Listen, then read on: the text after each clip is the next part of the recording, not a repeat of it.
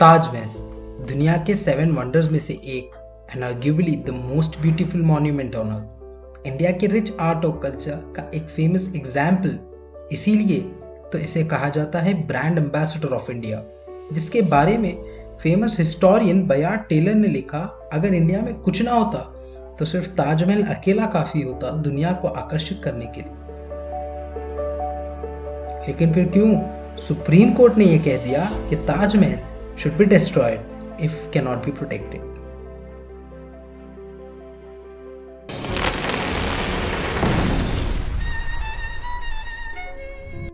The Taj Mahal, the splendid tomb which Shah Jahan built 3 centuries ago. The Taj Mahal. Taj Mahal. Beautiful gem in anybody's eye. Protection of the Taj Mahal as a hopeless cause. Save the Taj. ये है क्या? कोई hotel होगा। Taj Mahal building by emperor Khurram. 17th century golden era था Mughal architecture का, जिसमें दुनिया के कुछ फेमस मॉन्यूमेंट्स बनाए गए थे। लेकिन वो ताज ही था जिसने शाहजहां को टाइटल दिया किंग आर्किटेक्ट का, और जो आज भी इंडिया का टॉप टूरिस्ट अट्रैक्शन है।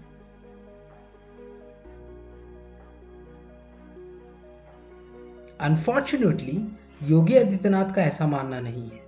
उनके नजदीक ताज और इंडिया के कल्चर में कोई कनेक्शन नहीं है। Government promoting tourism in Uttar Pradesh, and there's no mention of Taj Mahal. Unfortunately, this isn't the first time it's happened. हमारी पहचान ताजमहल से नहीं हो सकती। क्यों नहीं हो सकती? नहीं हो सकती है। क्यों नहीं हो सकती? देसी राष्ट्राध्यक्ष भारत आता था तो यहाँ पर जब हम उसे कोई गिफ्ट देते थे तो वह गिफ्ट किस रूप में होता था? या तो आगरा का ताजमहल होता था। उनके पावर में आने के बाद गवर्नमेंट के कई प्रोग्राम्स और बजट स्कीम से भी ताजमहल गायब रहा। सिर्फ गवर्नमेंट नहीं, आर्कियोलॉजिकल सर्वे ऑफ इंडिया जो ताजमहल की कस्टोडियन है, रिसेंटली बहुत क्रिटिसाइज हुई जब उसने अपने हेडक्वार्टर पर करीब 300 करोड़ रुपए खर्च किए। All that Taj gets is 4 crores. It generates 50 crores. We are not short of funds. But that's all you give. जबकि सुप्रीम कोर्ट कहती है ताजमहल एक प्रेशियस ट्रेजर है, उसको किसी भी हालत पर बचाना चाहिए। कोर्ट ने आईफिल टावर को ताजमहल से कंपेयर करते हुए कहा, आईफिल टावर जो टीवी टावर जैसा दिखता है, फिर क्यों उसको देखने ताजमहल से ज्यादा टूरिस्ट जाते हैं, जबकि हमारा ताज उससे कहीं ज्यादा खूबसूरत है। कोर्ट ने तो यह भी कहा कि अगर ताज को ढंग से मेंटेन और प्रपोर्ट किया जाता तो उससे इंडिया का फॉरेन एक्सचेंज प्रॉब्लम सॉल्व हो जाता। एंड आप इमेजिन कर सकते हैं उससे कितना एम्प्लॉयमेंट जनरेट होता। ताज और उसका टूरिज्म अगर इतना इंपॉर्टेंट है कंट्री और उसकी इकोनॉमी के लिए, फिर हम यहाँ तक कैसे पहुँच गए?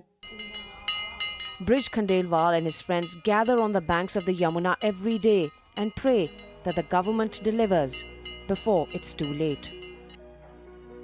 1980 में एनवायरमेंटल एक्टिविस्ट एमसी मेहता की पीआईएल ने ताजमहल की खराब होती हुई हालत पर सुप्रीम कोर्ट और दुनिया को अलर्ट कर दिया। A constant effort is required to save the Taj Mahal from human environmental degradation. Protection measures लेते हुए कोर्ट ने ताज ट्रोपिजियम जोन बनाया।